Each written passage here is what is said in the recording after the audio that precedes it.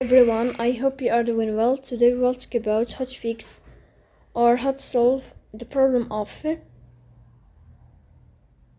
emulated on the application of Flow. You will go to settings. Here you will click on apps, default apps, app settings. In this page you will search about the application of Flow and you will click.